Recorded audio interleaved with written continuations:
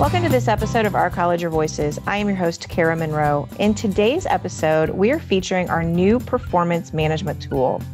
The new performance management tool is a valuable resource that will help you and your supervisor ensure various things, including that you're provided with meaningful and actionable feedback to grow and improve, that there is clarity about what is expected of you in your role and relating to your performance, a place to note your accomplishments and contributions and allow those to be acknowledged and recognized in a way that's meaningful to you, that space and time are created for dialogue between you and your supervisor about a variety of important topics, and that you are afforded opportunities to grow and develop toward your career goals and interests. Not only will the tool be used for annual performance evaluations, it will also be used in a number of other exciting ways. I am really excited to have two of our colleagues here with me today. So let's meet them. First up is Kirsten Biel. Hi, Kirsten. Hi, Kara. Tell us a little bit about what you do for Ivy Tech, please. Yeah, I serve as the Assistant Vice President of Talent Management, and I work closely with the talent development team and have been really involved in the rollout of our new performance management tool. And our other guest is Kelly Murphy. Hi, Kelly. Hi, Kara. I'm really excited about this because I've gotten to see you a lot more than normal during this rollout. So can you tell us a little bit about what you do for the college and what you've done with the rollout of the performance management tool? Sure. So I serve as the Executive Director of Human Resources for the Sellersburg campus. And I also serve as a campus lead for Strategy 5.1. And the main focus over the past year has been the rollout of the performance management tool. So performance management is the name of the new tool, but it also refers to those practices and processes that I talked about in the introduction. Can you both tell me a little bit more about the performance management cycle and why it's so important? The performance management cycle is something that really helps supervisors to engage with their team and each individual on their team in a way that really prompts high performance. And it starts off with setting really clear goals and expectations relating to performance, communicating those on a regular basis, taking the time to work with each employee to help them grow and develop toward those goals and toward their career desires. Additionally, providing feedback, which is a really important piece of performance management, crucial feedback that can help them continue to improve and refine their skills, what they're doing on the job, etc. And then to close out the cycle, taking the time to reward and recognize their performance, their accomplishments, and motivate them so that they keep up that great performance. Now, it's a cycle, so it's always ongoing, meaning that it's not something that just happens once a year at performance evaluation time. Supervisors really need to be working with their team and each member of the team to have all of these types of conversations on an ongoing and regular basis. So the next question that I'm going to ask you, I have my own answer to it. So I'm going to see what you two say as the experts on the tool, and then I might toss in one. So what are some of the features of the performance management tool that you're most excited about? So my favorite tool within the system is the journaling option. This is what allows us to document activities, accomplishments, anything that's occurred throughout the year. And then as you're completing your evaluation, you can attach that journal to your evaluation. I think that's probably my favorite enhancement in the process. That's one of my favorite tools too, Kelly. And I have a question. As a supervisor, can I document something I want to make sure I note in one of my employees' evaluations too, and then attach that? I think I can, but I haven't been able to test that. Yes, you can do that. Awesome. Because I always forget at the end of the year, like all the great things my team did, and I want to be able to celebrate that. So I think I'm going to be using that. I've been using it in that way, hoping that I would be able to link them when we got there for next year's cycle. So, Kara, what you'll want to do is just make sure that you include that employee's name. And then there's a search tool, a search bar in the system. And so when it comes time to look for a journal entry, you'll just type in the employee's name and you'll be able to see all the journal entries you've added for that specific employee. Awesome. Kirsten, do you have other favorite features? There are a few changes that we've made to the performance evaluation process. now that we're going electronic. And I'm excited about those. So the first is the self-assessment. In the past, some supervisors had been asking their employees to complete a self-assessment, others hadn't. We are now requiring self-assessments, and I think it's a wonderful opportunity for reflection and also conversation points if there are discrepancies in terms of what the employee sees and what the supervisor sees. I also like that 2 of our new sections, accomplishments and professional development, really focus on growth and development and rewarding and recognizing the great things that our employees have done. And then also we are incorporating an individual development plan into the system. So employees are able to opt in if they would like to complete an IDP, individual development plan, once they're done with their performance evaluation to really prompt ongoing growth and development toward their career goals throughout the course of the year, working in partnership with their supervisor.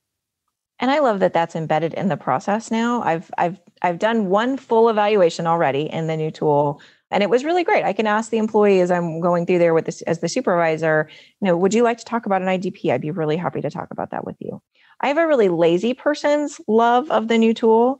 I don't have to carry around copies of everybody's evaluation with me so that at their one-on-ones that I have usually every 2 weeks to every month, I don't have to go find their copy and look at their goals and talk about progress to goals. I can just pull it up in the performance management tool. It's made it so much easier for me as a supervisor. And I think for the employee too, but because I haven't experienced it from that perspective yet. I agree, Kara. I love the fact that it's in one place. So when I want to take a look at either my goals that I set for myself or goals that my employees set, I don't have to go digging around in shared folders or wherever I might have saved things, or even asking HR. It's in a place I can easily access. Yeah.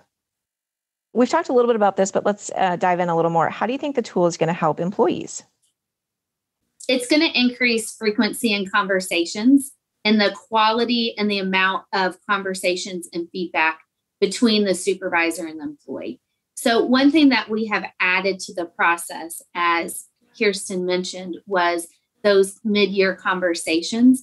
So our hopes are that, like we mentioned, the employees can easily access the review forms, their goals, and their evaluation will become part of their biweekly and one-on-one meetings that they have with their employees. So that feedback, I also think it's a great opportunity for an employee to have the development conversations, as we just mentioned, the IDP, keeping that in front of mind and being able to have those ongoing conversations. Yeah, I can really see pulling the performance management tool up during every one-on-one just as a way to look at things. So that might be a good transition to the next question, which is, how is the tool going to help supervisors? So there's the obvious in terms of it being electronic, reducing paper, also having those automated email reminders to let you know where you're at in the process, what you need to be doing, etc. But there are some more advanced features that I think will help supervisors immensely. And those are those conversations in the annual evaluation. And then at the mid-year point, supervisors are going to be prompted to have a conversation with each of their employees, and they'll be given some really specific guided conversation questions focused on, goal setting, career interests, state interview type questions. What do you need from me as a supervisor type questions to really build that relationship and the rapport between the employee and the supervisor? Mm-hmm. So I also think that through that process and through the new system, it's going to improve accountability with goals. A lot of times we set goals for ourselves in performance evaluations and we put them away for the year. And then it comes performance evaluation time again, and we go, what did I set for myself? This will help the supervisor stay on top of those goals, prompting those conversations, knowing what the goals are, and the employee too. That is one of the things that I've struggled with is I set goals for myself, and I know my team sets goals, and we just get busy and distracted. And it's real as a person who is a chronic goal setter that has let goals slip forever, because that's just human nature. the goals are the important, they're not the urgent. And so this will allow us to be able to have regular focus on the important as well, which I think is good. So what are some performance management best practices? We've talked about some, but what else would you like to talk about today? One thing that I think is a best practice, and we mention a lot on our campus at the time of evaluations and training, is that nothing that appears on the evaluation should be a surprise to the employee. Yes. Should always be discussed ahead of time. And we don't want employees to feel as they're coming into a performance evaluation and hearing things for the first time.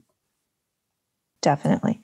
I'd also say that, kind of going back to that performance management cycle, performance management shouldn't be a one-time thing. It needs to be happening throughout the year. Clarification and communication of expectations, providing feedback, letting employees know where they stand. So like Kelly said, it's not a surprise when they get to performance evaluation time. Also, taking the time to communicate performance shortcomings and discuss them in a developmental manner.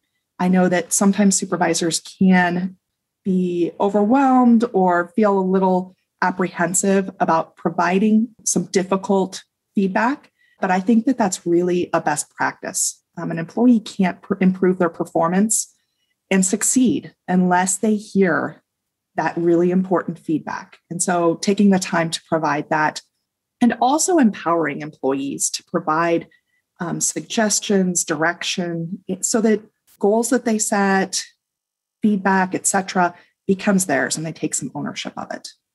Yeah, that's a perfect transition to the next question, which is around what are some of the common questions and concerns that supervisors have around managing the performance of their employees?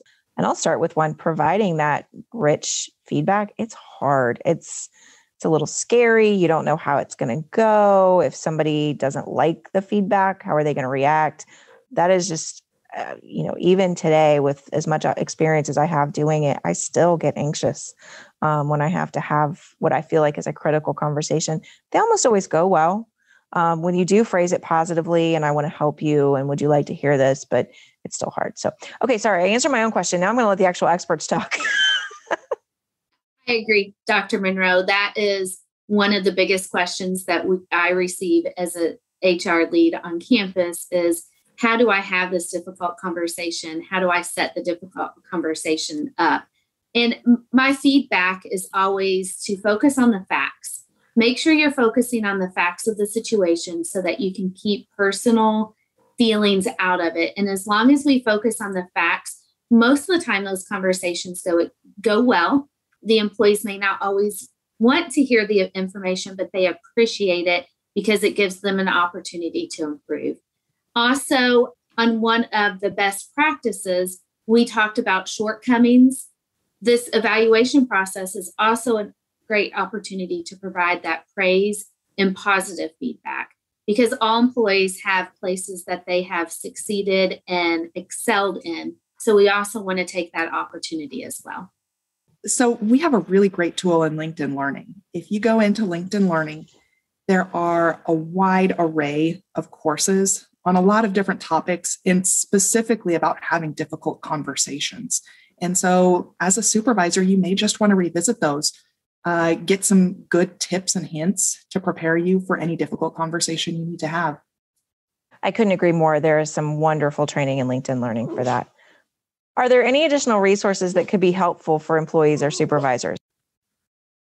So I would recommend LinkedIn Learning. If you haven't already logged into LinkedIn Learning, go ahead and create your Ivy Tech account. It's free for every employee and student who has an Ivy Tech email address. You can find instructions on doing this on the talent development website. Also, please reach out to your local HR team to chat about any concerns that you have, whether it's related to your performance or the performance of one of your employees, or even having these difficult conversations. And also, if you are just getting started with the performance management tool, you can log into Ivy Lead, and there's a great e-learning in there that will help you navigate the system. One thing that we also often hear about are supervisors who are really feeling like they're at their breaking point in terms of working with an employee relating to their performance. But once we start talking about that performance issue with the supervisor, we realize that the supervisor hasn't even had an initial conversation or hasn't alerted the employee to that concern. It's really important to be providing that feedback in those regular conversations along the way, rather than waiting for it to blow up or become an impossible situation. Definitely. Well, I really encourage everybody in our employee community, you kind of have to, but log into the performance management tool, check it out. There's some really great resources that the team has put together on how to use it. So definitely take a look at those. There's an Ivy Lead resource that I'm going to link to in the show notes. So let me segue into our call to action, because we do end every episode with a call to action. Make sure you look at Ivy Lead and take the Employee and Supervisor Performance Management Tool e-learning. I'll get that note to you in the show notes. And in addition, as you begin the performance evaluation process, approach it with a growth mindset, just as we ask of our students. And by this, we mean to approach it as an opportunity to learn, to grow, and develop, because we can all always get better. I've been doing this for years, and I'm still some days a really terrible supervisor, and I'm just trying to always get better. Thanks for joining this episode of Our College, Your Voices. I want to thank the members of today's panel, Kirsten Biel, Assistant Vice President of Talent Management at Systems Office, and Kelly Murphy, the Executive Director of Human Resources at our Sellersburg campus. I'm your host, Kara Monroe. You can connect with me on Twitter at KNMTweets. Our producer is Sarah Ferguson. You can reach us by email at ourcollegeyourvoices@ivytech.edu. Don't forget, if you're an Ivy Tech faculty or staff member, you can join our Microsoft Teams listener community. Instructions on how to do that come out every Thursday. Our website, where you'll find links to our show notes and more, is at ivytech.edu/podcast. Production assistance for this and every episode provided by Becky Campbell and the Ivy Tech Community College Creative Services team. And our podcast concept is by Matthew Pittman. Theme music and post-production services provided by Jen Eads at the Brassy Broadcasting Company. Thanks for making us always sound great, Jen. We will talk to you next time on Our College, Your Voices.